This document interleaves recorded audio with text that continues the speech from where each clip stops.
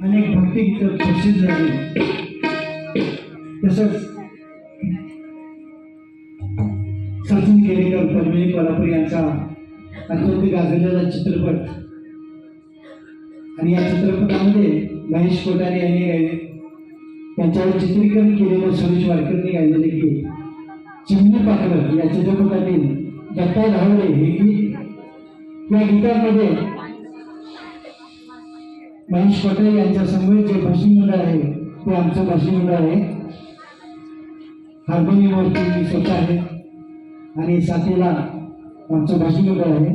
तुझ्या पाठीची आहे नागराजा काळ भैरव अशा अनेक चित्रपटामध्ये आमच्या भाषी मंडळाने सहभाग घेतलेला आहे। चिमणी पाखरे या चित्रपटातील